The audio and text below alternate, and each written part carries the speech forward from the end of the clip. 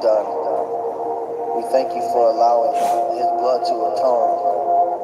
And we thank you for tearing the veil so that we can step before the throne and worship our King.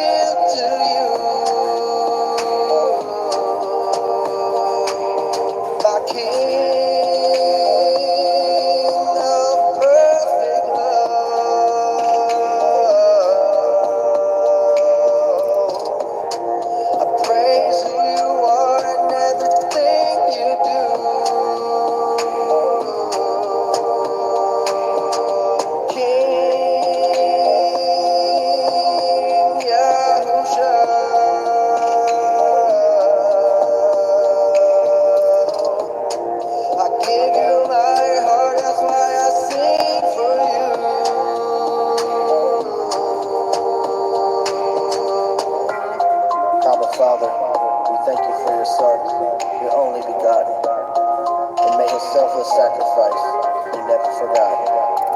We thank you for allowing his blood to atone, and we thank you for tearing the veil so that we can step before the throne and worship our King.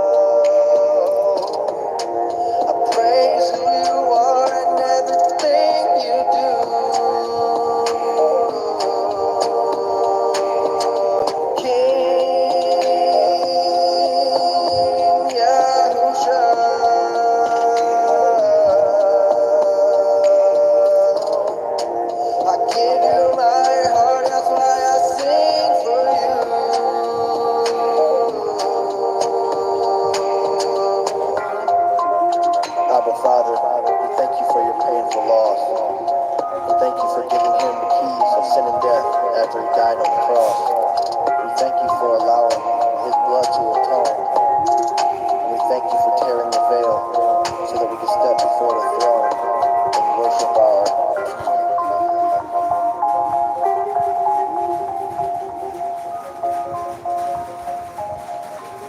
Hi everybody, my name is Jason. I'm Caden. I'm Jaden. I'm Nicole. I'm Eli. And we are the YHWH and the Torah YouTube channel, Rumble channel, Odysee, and we are your family and you guys are our family. We really, really appreciate all of you guys out there. We thank you very much for joining us and we thank you for being a part of YHWH's family. We thank you for just being a stone for us and our family, and we really, really, really appreciate you guys, and we hope that you guys are having a wonderful Shabbat. Cade, will you open us in prayer, please? Personally, Father, Elohim Most High, we thank you for once again bringing us back together as a family, bringing us back together. United hearts with united minds, all for you, for your glory, for your will. We ask that your Shabbat is blessed. We ask that your Shabbat is the day that you have ordained, that it is the day we make the most of this day as we learn, as we dive into your word, as we read what you have set out for us today, as your will has brought us all back together to learn what is in your Torah, what is in your word. We thank you for your Son. Thank you for your glory. We thank you for your Son and your reign, showing us that you are around us and showing us that you care for us and love us with everything that you have done for us. We ask that today is blessed, today is Kodesh, in his name. Amen. Amen. All right, Jade, do you want to read our Shema? Yes. Hear, O Yisrael, Yahuwah our Elohim, Yahuwah is one. And you shall love Yahuwah your Elohim with all your heart, with all your being, and with all your might. And these words which I command you today shall be in your heart, and you shall impress them upon your children, and you shall speak of them when you sit in your house, and when you walk by the way, and when you lie down, and when you rise up. And you shall bind them as a sign on your hand, and they shall be as frontlets between your eyes. And you shall write them on the doorposts of your house and on your gates. Okay. All right, everybody. Greetings to everybody who is out there. Let's see if we can actually get the chat to work on this whole thing right here. See if it works here. All right, Mr. Cole, who do we have here in our group? We have Brother Glenn and wife Marina. Hi, Brother Glenn and Morena. We have some new faces. We have Kimberly Addock. Hi, Kimberly. How are you? We have Jeremy Pierce. Cover to cover with Jeremy. The Grand, our grandma's here. Oh, Grandma. We miss you. We miss you a lot. We miss seeing you every single day. Much love to you. Sylvia. Sylvia Ewarts. Hi, sis. Much love to you, and I hope your sister is doing well. We're praying for her as well. Much love. Zachariah, Rhiannon, and Damon. Oh, another huge family that we love, and it is just good to see you, Damon. Good to see you, Zach and Rhiannon. Much love. Praying they're all getting better too, because they've all been sick. Oh, yes. Okay, so keep them in prayers, guys. They got the sickness, and sometimes those sicknesses are hard to shake. We just went through the sickness here in this house, and we survived. Everybody survived. We are all good. Miss Nicole, who else you got? We have Mary Teresa Rice. She's a new name as Hi, well. Mary Teresa Rice. And Joanna. I see Joanna popping in here. Hi, Joanna. Jeannie, not of this world. And Jeannie. Hi, Jeannie. Emissary of Elohim. All right. Emissary of Elohim. And hopefully he's got his little baby there with us as well. Much love to you, brother. Another new name, Honeymoon Stitch. Honeymoon Stitch. I think that's what All that right. is. Much love to you. We're brother, sister. I'm not sure who. Did I say Jeannie already? I said Yeah, we got Jeannie. CA, Rhiannon's mom. Yep. And CA. Hi. Hi, CA. Hi, Rhiannon's mom. And Good to Bobby see you. Z. Chris. Chris, Bobby Z, yep, from the Bobby Z channel. Chris from the Bobby Z channel, super awesome dude. Really, really appreciate all of you guys out there. We will always apologize first and foremost because of our dogs. Right now we have 10 pit bulls, and they are we call them our little alligators with teeth, and they are in and around us all the time, and so they sometimes they're hard to control, and so we apologize for any kind of disturbance that they cause on this. Miss Nicole, do you have anyone else? I think that was everybody, because you said Joanna. Yep, So we I said think we're Joanna. good. Okay. All right, everybody. So we are going to go over some amazing things right here. These are the laws, statutes, and commandments of our Creator. And the laws, statutes, and commandments of our Creator are these things that have been completely neglected. We ended up with 35,000 religions, or so Brother Glenn says. I thought it was around 60,000, but we'll go with 35,000 different religions that are documented out there. And when you inspect these religions, it's very, very clear that they are contrary to what scriptures say. And one of the very most important things, and one of the things that all of our forefathers and foremothers knew and figured out, is what our Creator said. And he says we need to be in obedience with his laws, with his statutes, and with his commandments. And in obedience doesn't mean that we're holy rollers. It doesn't mean that we're holier than thou. It means that we are loyal to our Creator and loyal to his ways. And as we go through these laws, statutes, and commandments, they are very, very much common sense. They are things that when we apply them to our lives, not only will we live longer, but there is a little gate, and that narrow gate is salvation. That salvation is what we get with who everyone calls Jesus the Christ, but his name was Yahushua. And so the small gate is Yahushua HaMashiach. And the gate talks about there's a lot of people that go through it, but there is a broad path that leads to destruction. And our Messiah in Matthew 7 very clearly says that most people do not make it. He also says that there's so many people that are out there that think they know him and think they know his ways, but he tells them to depart from him because they work lawlessness. Now, lawlessness is a life without the Torah. It means you're living in iniquity, and the only place we ever have in any of the scriptures that we find out what iniquity is in the Torah. And the Torah is Genesis, Exodus, Leviticus, Numbers, and Deuteronomy. And so this list that we're pulling out from right here are from those books. And this is a list that we put together a year or so ago as we were trying to figure out exactly what these laws were, because all we have is we've only had what the Jews say are the 613 laws. And when you actually go through their 613 laws, there's not 613 laws. And so there was no place out there that we could find that really had a good definition and a good listing of them.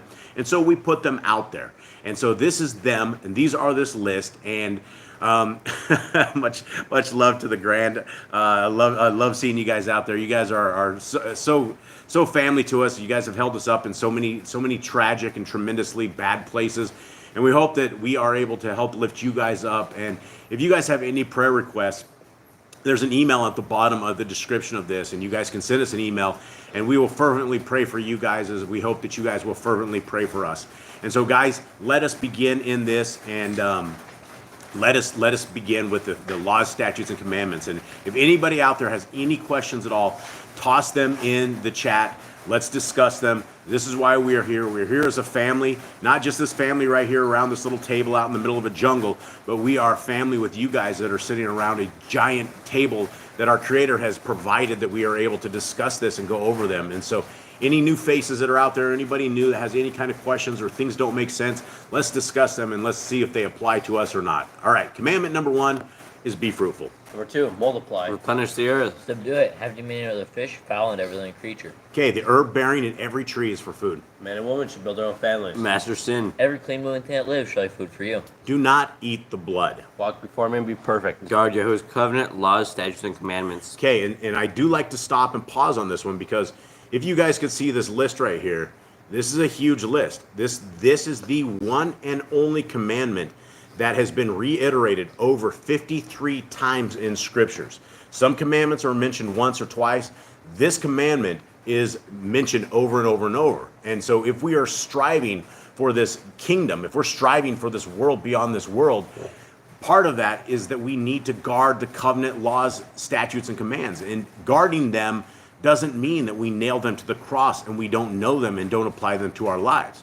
We reiterate these every single week because we are trying to get people to write these on their heart, mind, and souls. And there's a new covenant that's talked about in Jeremiah. There's a new covenant that is talked about in Hebrews 8.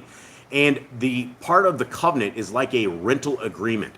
That rental agreement says you will pay me X amount of money, and your sewer's provided, your water's provided, your trash is this, but you have to take care of it, and you have to take care of certain things.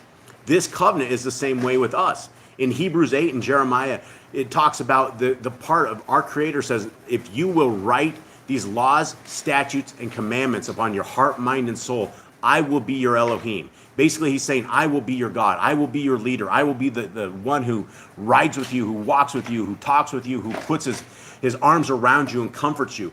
And all you have to do is be loyal to him. And loyalty begins with things of this nature, that we are keeping these laws, statutes, and commandments. All right.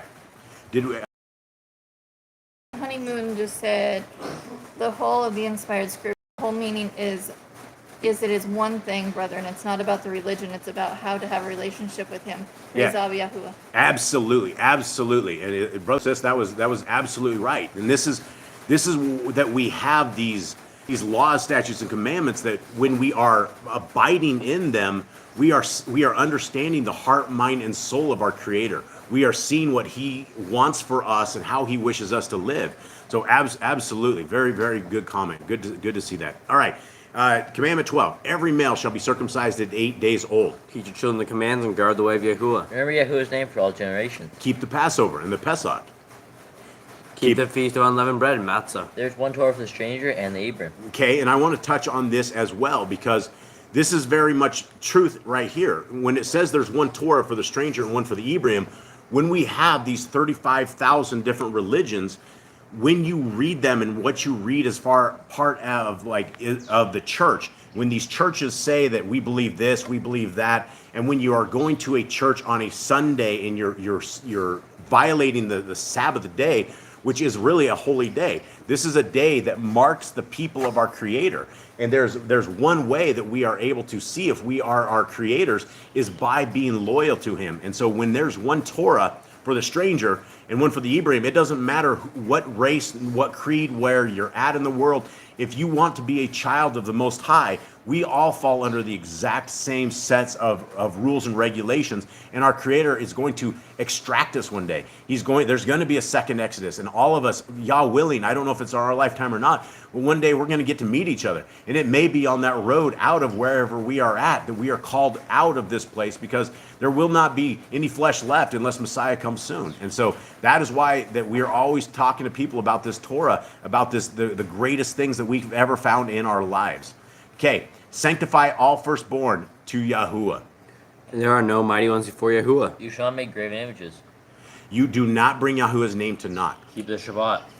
Honor your parents. Do not kill. Do not break wedlock. Do not steal. Do not make false accusations against your neighbor. Do not covet anything of your neighbors. Do not make an altar from rock that a tool has touched. Do not go up the altar by the steps. If a man steals a cattle, he shall restore it 5 times. YHWH's laws for criminals. Do not lie with a beast. No sacrifice to their gods. Do not oppress a stranger, fatherless, or widow. Do not charge your brother interest. If you borrow your neighbor's raiment, return it to him before sunset. Do not curse the Lord of your people. Do not eat what is torn of any beast. No false report. Do not follow a multitude of evil. Do not judge righteously against the poor. Bring back your enemy's cattle if you find it going astray. Help the animals of your enemy. Stay away from rumors and gossipers. Take no bribes. Do not oppress a stranger, love the stranger. Give your land rest in the 7th year. Do not mention any pagan names. Keep the feast of Yahuwah. Do not cook your goat in his mother's milk. Obey the messenger who sends for you. Do not bow down to other Elohim. Serve Yahuwah. Make no covenant with other Elohim or outsiders of the land. Do not make her use this anointing on a normal person. Do not make her use this perfume on a normal person. Do not eat the fat. Do what you say you are going to do. Return what is your neighbor's. Obey YHWH's dietary laws. Okay, in the dietary laws, it only shows us three sections under this, but under Leviticus 11, we have an entire set of laws that we have for dietary stuff, and it is a lot of people will say, well, Peter had a dream, and there's a bunch of animals that came down, and Peter had a commandment. He said, slay and eat. Well, the first thing that Peter said was that I've never had anything unclean, anything that's uncommon touch my lips. What do you mean by this? And so the dream was repeated to him again. And he just did not understand what in the world he was talking about.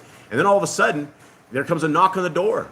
And there's 3 Gentiles. And in the religion of Judaism, you are not to associate with those who are not in Judaism. And our Creator was telling Peter that, hey, you can now go minister to the Gentiles. You can go minister to those who are not straight Yahudis. And so when you're talking about unclean food or deciding that, hey, you know what, I'm going to eat unclean food and it doesn't matter, there's a list of it. And it's not because our Creator doesn't want us to have good stuff. If he didn't want us to have good stuff, he would have outlawed sugar. He would have outlawed chocolate. But he didn't, right? He outlawed the stuff that makes us sick. When you guys are eating shrimp and lobster, if you guys look at the cycle of life with a lobster and a shrimp, you can stick a pile of shrimp into a polluted bucket of water, and inside of a couple weeks, they will sit there and clean that water. That water is drinkable.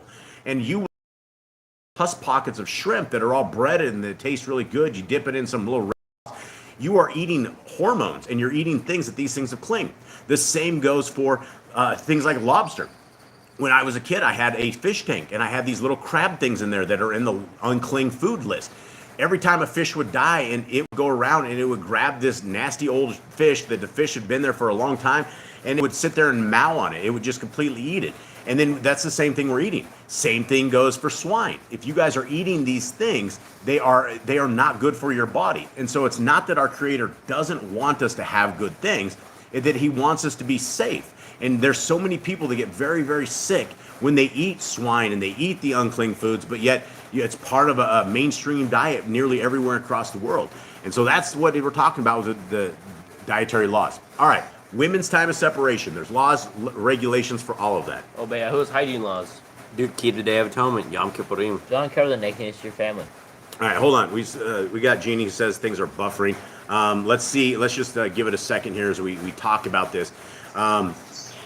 Yeah, let's see. If anybody else, can you guys hear us out there okay? Or is it an isolated incident, or are they killing this stream? Let us know. And it might be our jungle internet. We don't have great internet out here. Okay, Joanna's nothing buffering there. Okay, that's good. Jeannie, sometimes you can close out of that, and sometimes it comes in and people say that helps them out a lot. So hopefully it's not with all of you guys. So we will continue on. Where did you say, Eli? Stage 5. Do not cover the nakedness of your family. Okay, do not take your woman's sister for a wife. Do not lie with a woman in her uncleanness. You shall not sacrifice your children to Moloch. Do not be a sodomite. Be Do not reap the corners of your field, or you shall not glean your vineyard. Do not deal falsely to defraud your neighbor. Jeannie wants you to explain what happens with the shrimp again. So shrimp are one of these little critters, and you can do a lot of research on that. So let's go back over that again. And they've taken buckets of polluted water before, and you can dump shrimp inside of that.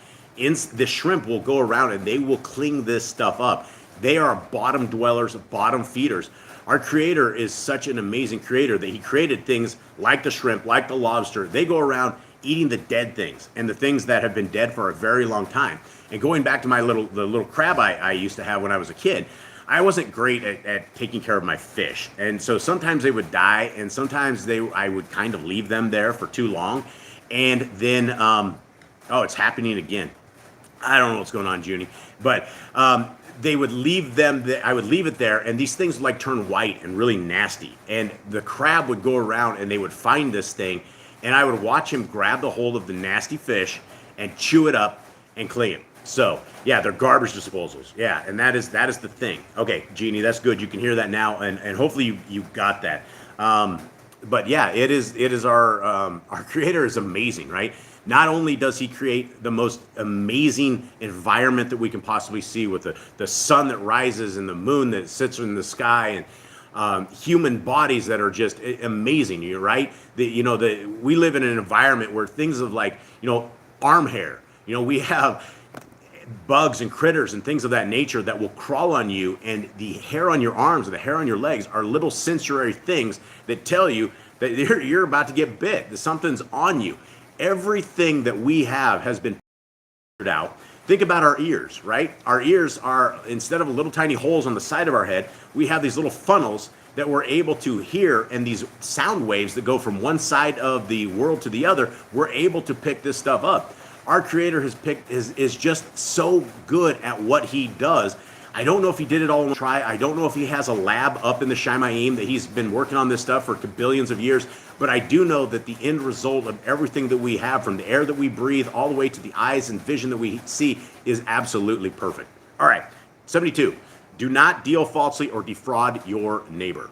Do not lie or be a liar. Pay your workers for the day's wage they are due. Do not harm the disabled. Do not endanger your neighbor. Do not hate your brother. Rebuke your neighbor for his sin. Love your neighbor as yourself. Do not diverse your cattle. Do not mingle your seed. Do not mingle linen and wool. Do not lie to take one. Do not eat of the fruit of the trees for 3 years. Do not practice sorcery. Do not round your beard or the corners of your head. Do not cut yourself for the dead. Do not get tattoos. Do not prostitute your daughter. Do not defile your temple. Do not insult the medium. Respect your elders. Have correct weights and measures. Do not walk in the manners of the nations. Keep the feast of first fruits, Shavuot, the Omer count. Keep the Feast of Trumpets, Yom Teruah. Keep the feast of Sukkot, Shem Yatzeret. If you blaspheme the name of Yahuwah, you shall be put to death. If you kill your neighbor's animal, you must give him another. Pay injury for injury. Honor the Jubilee year. Confess your sins and repay you have trespassed against. Wear disease on the four corners of your garments. The law of whoever touches a corpse. Follow the laws of inheritance. Torah of keeping your oath to Yahuwah. Do not add or take away from the word. Okay, and let me do a quick stop point on this one right here. This is a very important commandment, and a lot of us have grown up in religion where we've done just this. The Torah is very easy. As you guys see as we're reading through this stuff, it's not this gobbledygook of like, oh, this is really hard to do. It's simple stuff, right? You either eat pig or you don't eat pig. You either keep the Sabbath or you don't keep the Sabbath. One of them is do not take away or add from the word. And when we are doing things such as, say, celebrating Christmas, Easter, the pagan holidays, we are told over and over and over not to do that kind of stuff. When we are worshiping on a Sunday and we believe that our Creator is there, we need to understand that our Creator is not in a temple that is built by hands of man. He is not ordained. It is on the wrong day. And we're there, as a Christian, when I grew up in the Christian religion, we were always heading out. We'd be to church by 10 o'clock. My mom would ship me off to Sunday school. 11 o'clock was church. We'd go up there. Afterwards, sometimes there was a potluck and we'd have pig and beans. We would have all of this unclean food. Sometimes, most every time, we'd go out to eat afterwards, and we were pulling out money out of our wallets, and we were paying these people that were supposed to be serving us. It probably doesn't matter because it was on the wrong day anyway, but had it really been on a sanctified day like the Shabbat, there's rules inside of this that we aren't to pay people. We're not to have any of our animals. They're not supposed to be working. We're not supposed to work. We're not even supposed to be taking off, turning on our car and taking off and driving places. It is very clear that a Shabbat is a homebound thing. There is Shalom on the Shabbat, and it's a day of rest. It's a day of rest for our hearts, for our minds, for our souls, for everything that we have. And when you get into the routine of keeping the Shabbat, it's very, very clear the first time that you actually have some sort of horrible incident where you're unable to keep it, that when you don't get that day of rest and your body has become accustomed to it, that it is meant for a very special reason. And in these days, we can pray, and we can read our scriptures, we can get closer to our Creator, and we can rest, and we can do what our Creator says. And He says that's the mark of a person of our Creator. All right, continue on. Guard your soul. And guarding your soul is all of this, right? You won't be guarding your souls when you nail the most awesome things, the laws, statutes, and commandments, to the cross. And they say they don't apply to me. They apply to the old people, right? Even though when you read scriptures very slowly and very clearly, it says for all generations. It didn't say till Messiah comes, and people will say, oh, Jason, Messiah filled all of it. He fulfilled the commands. They're no more. No, fulfilled doesn't mean abolished. Fulfilled means to make to the top, to walk out perfectly, to fill it up. He showed us the way that it can be done, and that's what we need to theme our life on. Okay, learn to fear Yahuwah. You shall love Yahuwah with all your heart. Bind the laws upon your hand and the frontlets between your eyes. Do not tempt Yahuwah. Write the laws on your doorposts. Do what's right and good in the sight of Yahuwah. Do not be afraid of your enemies. Remember Yahuwah. Circumcise your heart. Cleave to Yahuwah. Swear by His name. Destroy graven images. Do not make an idol of Yahuwah as the pagans do their Elohim. Rejoice in all Yahuwah has blessed you with. Do not do what is right in your own eyes. Do not hearken to the words of the false prophets. Do not make any baldness between your eyes to the dead. You shall not eat any abominable thing. You shall give to a stranger of clean food that dies of itself, but you shall not eat of it. Give your tithe of your increase of seed year by year. Laws at the end of the 7-year release. Do not borrow from the nations. Do not harden your heart, nor shut your hand from the poor. Guard month 1 of Yahuwah's calendar. 3 times a year all males shall appear before Yahuwah. You shall make judges and officers in all your gates. Do not plant Asherah poles near the altar. Notice the 2 or 3 witnesses. Hearken unto the prophet Yahuwah has chosen. Draw test of Deuteronomy. Do not remove your neighbor's property line. I deal with a false witness among Torah keepers. The first child is double portions. If your brother's cattle or clothes were lost and you find them, you must return them. A woman should never wear what pertains to a man, nor a man wear what pertains to a woman.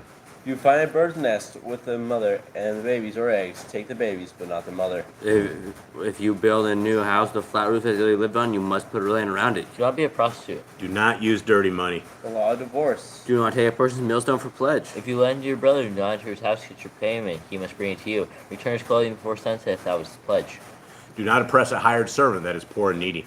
Every man shall be put to death for his own sin. Do not go back to the forgotten sheep in the field. Leave it for the stranger, fatherless, and widow. Do not muzzle your ox when he treads out grain. If your brother dies and has no child, you shall take his wife and name the firstborn after your brother. At the end of at the end of 7 years, you are to read the Torah at the Feast of Sukkot. All right, so there you go, guys.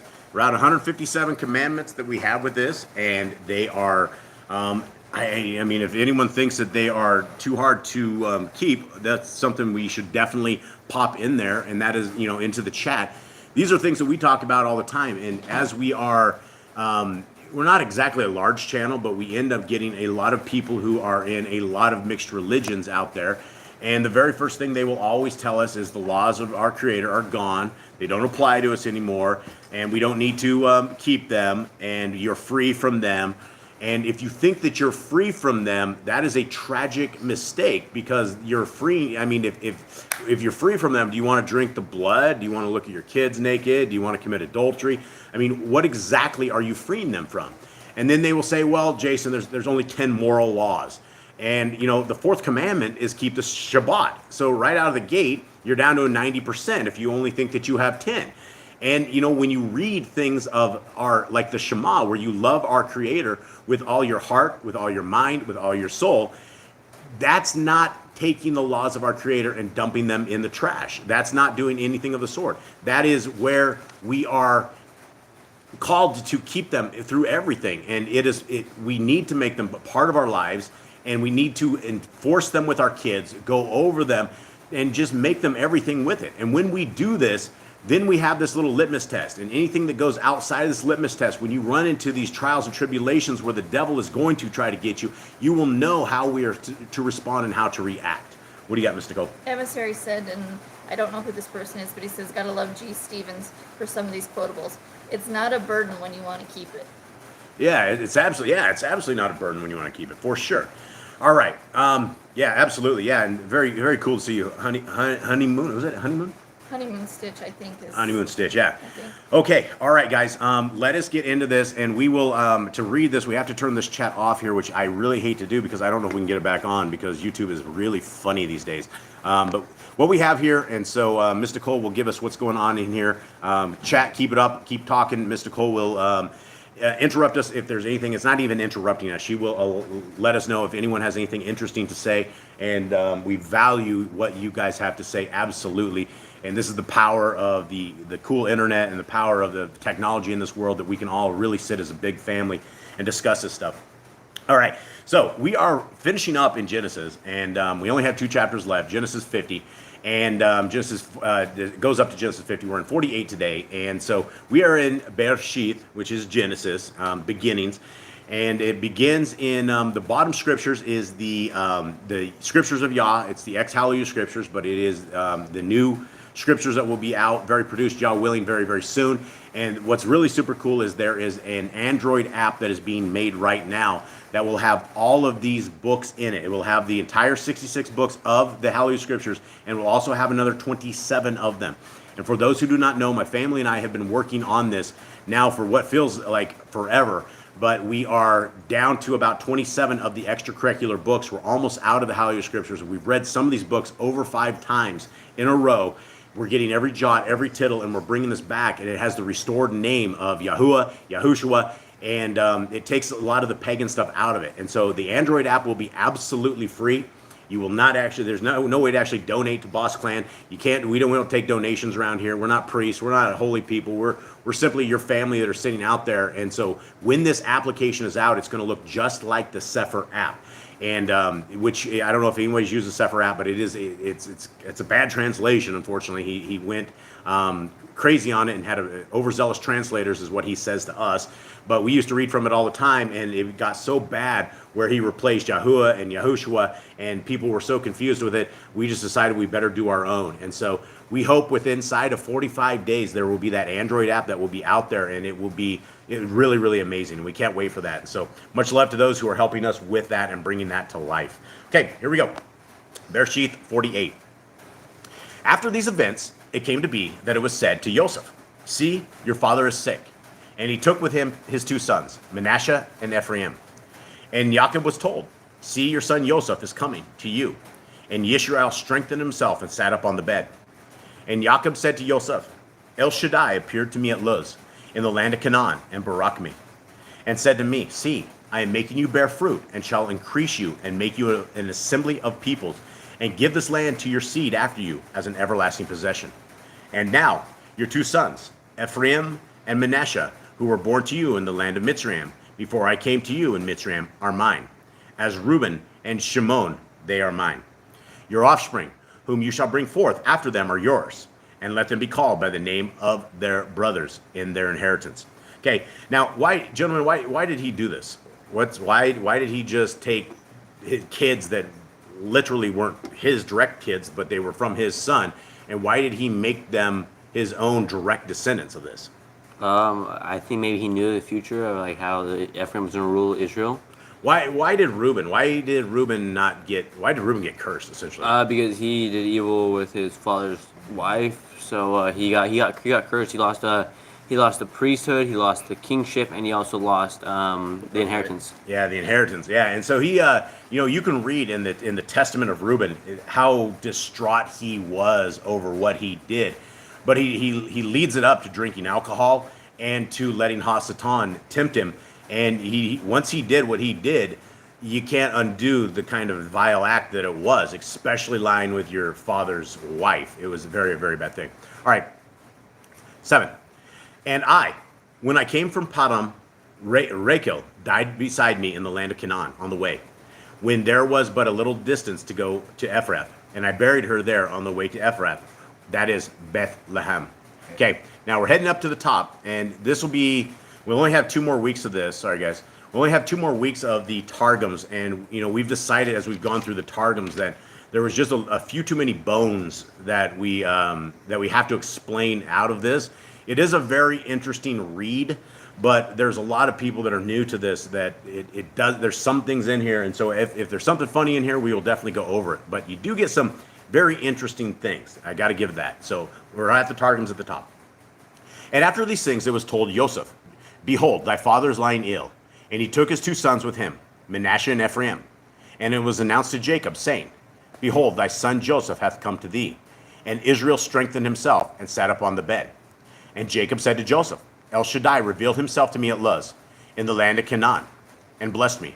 And he said to me, behold, I will increase thee and multiply thee, and make thee an assemblage of tribes, and will give this land to thy sons after thee for an everlasting inheritance. And now, thy 2 sons who have been born to thee in the land of Mitzrayim, before I came to thee into Mitzrayim, are mine. Ephraim and Manasseh, as Reuben and Shimon, shall be reckoned unto me.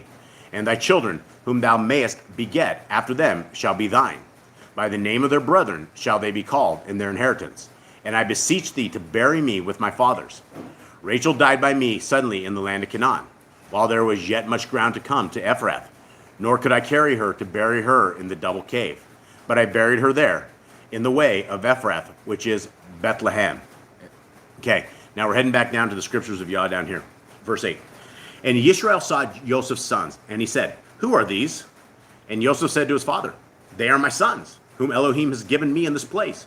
And he said, please bring them to me, and let me barak them. And the eyes of Yisrael were dim with age, and he was unable to see. And he drew them near to him, and he kissed them, and embraced them. And Yisrael said to Joseph, I had not thought to see your face, but see, Elohim has also shown me your seed.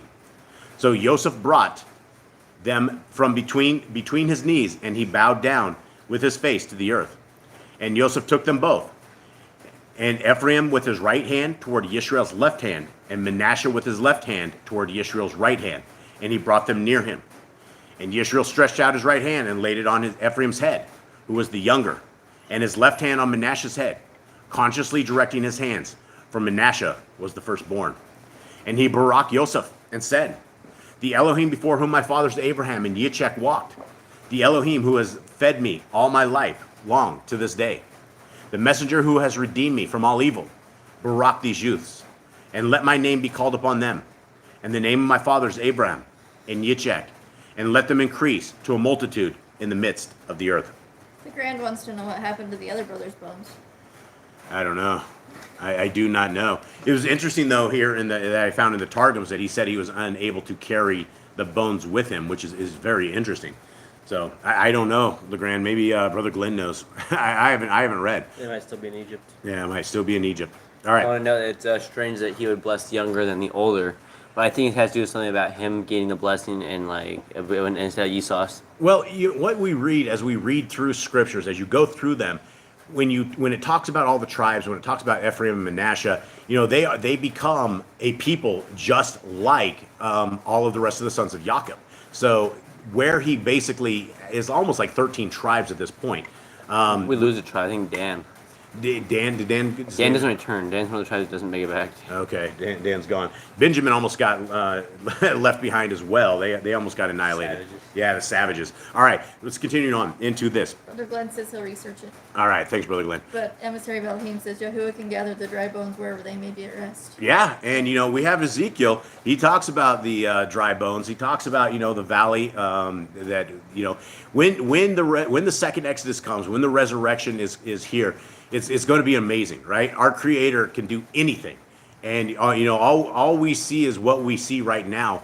But the supernatural is amazing, and His supernatural is very, very amazing, and that's why we need to stay in prayer with our Creator at all times, because there are supernatural things that we don't want to encounter that our Creator will protect us from. And when it's talking, we've read Ezekiel now, I don't know how many times, but it's very amazing how these dry bones come to life, and how the bones start shaking and rattling and rolling, and the sinews start coming up on it, and the flesh comes up, and then they're there just as regular people, and then Yah breathes into them, and they all come back to life. And that is the power of our Creator. So we have 120 years to figure this out. We were able to get 120 years to get to the kingdom, the road, and to figure this out. And that's plenty of time for most people if you are willing to take that leap and go into the world of Yah. And so let's continue on. We're heading back up to the Targums at the top. And Israel looked at the sons of Joseph and said, from whom are these born to thee? And Joseph answered his father, These are my sons, which the word of Yahuwah gave me according to this writing, according to which I took Asenath, the daughter of Dinah, thy daughter, to be my wife. And he said, and that's these are bones right here, right? So we did some research on this. This part right here is like the legends of the Jews or something. It's not real. And so that certain part right there. And he said, bring them now near to me, and I will bless them. But Israel's eyes were heavy from age, and he could not see. And he brought them to him, and he kissed them and embraced them.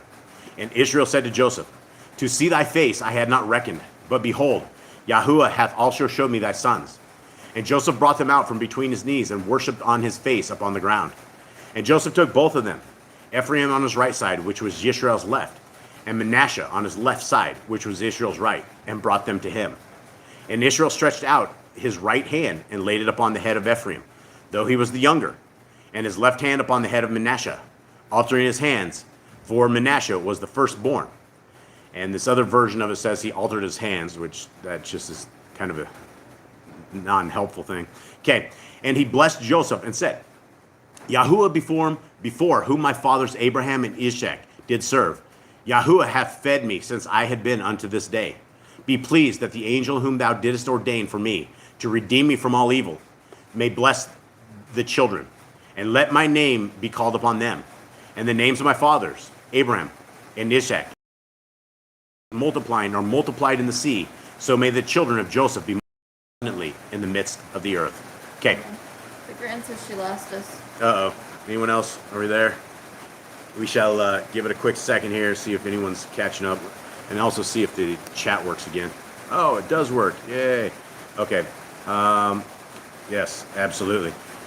Yeah, cast out the leaven. Yeah, that's what we need to do, and that's the problem with the Targums is there's quite a bit of leaven in this that we found, and one of the things while we're kind of waiting on this was the complete leaven was Noah's Ark. It said there was a giant, one of the giants who preserved, and he was riding on the ark like a like a bull or something, like a bull rider, and you don't find that anywhere.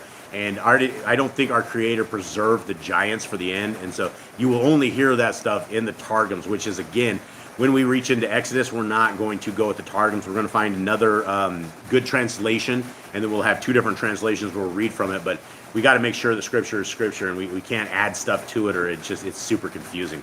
Okay. The grand came back. She found us again. All right, the grand's back. All right, let's continue on. We're right here, Eli? Yeah. Okay, so here we are right here, guys. I'm going to have to flip this off again so we can read. Okay. 17. And when Joseph saw that his father laid his right hand on the head of Ephraim, it was evil in his eyes. And he took hold of his father's hand to remove it from the head of Ephraim to the head of Manasseh. And Joseph said to his father, not so, my father, for this one is the firstborn. Put your right hand on his head. But his father refused and said, I know, my son, I know. He also becomes a people, and he also is great. And yet his younger brother is greater than he, and his seed is to become the completeness of the nations. And he baraked them on that day, saying, in you Israel shall baruch, saying, Elohim make you as Ephraim and as Manasseh. Thus he put Ephraim before Manasseh. And Yisrael said to Joseph, see, I am dying, but Elohim shall be with you, and bring you back to the land of your fathers. And I have given to you one portion above your brothers, which I took from the hand of the Amorite, with my sword and with my bow. All right, now we're heading back up to the Targums for the final little piece of this. And Joseph saw his father placed his right hand upon Ephraim's head, and it was evil before him. And he uplifted his father's hand to remove it from off the head of Ephraim, that it might rest on the head of Manasseh. And Joseph said to his father, not so, my father, for this is the firstborn. Lay thy right hand on his head. But his father was not willing, and said, I know, my son, I know that he is the firstborn, and also that he will be a great people, and will also be multiplied. Yet will his younger brother be greater than he, and his sons be greater among the nations. And he blessed them in that day, saying, in thee, Joseph my son, shall the house of Yisrael bless their infants in the day of their circumcision, saying, Yahuwah set thee as Ephraim and as Manasseh. And in the numbering of the tribes, the prince of Ephraim shall be numbered before the prince of Manasseh. And he appointed that Ephraim should be before Manasseh. And Israel said to Joseph, behold, my end cometh to die, but the word of Yahuwah shall be your helper, and restore you to the land of your fathers. And I, behold, I have given to thee the city of Shechem, one portion for a gift above thy brethren, which I took from the hand of the Amorite at the time that you went up into the midst of it. And I arose, and I helped you with my sword and with my bow. And this other version of it says, and I, behold, I have given thee one portion above thy brethren, the robe of the first, Adam. Abraham, the father of my father, took it from the hands of Nimrod, the wicked, and gave it to Ishak, my father. And Ishak, my father, gave it to Esau. And I took it from the hands of Esau, my brother, not with my sword, nor with my bow, but through my righteousness and my good works. All right, there's something we never ever heard before on this, that he had the coat of Nimrod. We don't know if that's true or not, but one portion one piece that I want to talk about right here is right here. This is the kind of the theme on this, and this is, I guess, the kind of the theme that we're going to end with this on, is that the what he's talking about at the end of his life, when he has seen miracle after miracle, he has seen more wars and more devastation, and his kids went crazy in the city of Shechem, and there's so many different wars on this. This is his final thing that he says, but the word of Yahuwah shall be your helper. And that is what I believe is for all of us, that when we find the word of Yahuwah, when we find the laws, statutes, and commandments, that is our path to the kingdom. Now, the path to the kingdom doesn't exist without our Messiah. Our Messiah came and he became our Melchizedek priest. He became the one who did it. He is our king and our ruler. And I can't wait to see him. And I know a lot of you guys out there can't wait to see him either.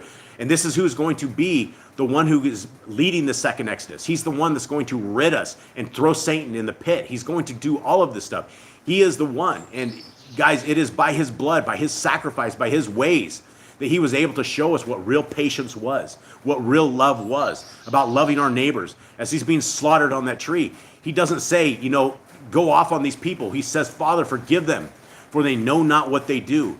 This is our example. And if we are able to take this example and we are able to find this road to the kingdom by his laws, statutes, and commands, then I hope one day that we can all meet together and that we can all high five each other and say, yeah, this road was absolutely worth it, and it will be worth it. All right, guys. Anything else happening in the chat, Mr. Cole? No, Chris with Bobby D says a comparison with the KJV would be an interesting. That would be interesting. Yeah, maybe KJV, because we can do a couple different versions at the top. We might be able to do like the KJV and like some other version, and then the Scriptures of Yah at the bottom. All right, everybody. This is it. This is our sign off. Jade, will you please bless our brothers and sisters out there? Yep. And Yahuwah spoke unto Moshe, saying, Speak unto Aaron and to his sons, saying, On this wise you shall bless the children of Israel, and saying unto them, Yahuwah bless you and guard you. Yahuwah make his face shine upon you, and be gracious unto you. Yahuwah lift up his countenance upon you, and give you peace. And they shall put my name upon the children of Israel, and I will bless them. Okay, guys. This is where our dogs always seem to know that we're ending. And again, we have 10 of these guys, and we will do the best we can. But we're going to end this with Rend the Heavens. And we love you guys. We love you very, very much. Thank you so much for being part of our family here. All right, hit it.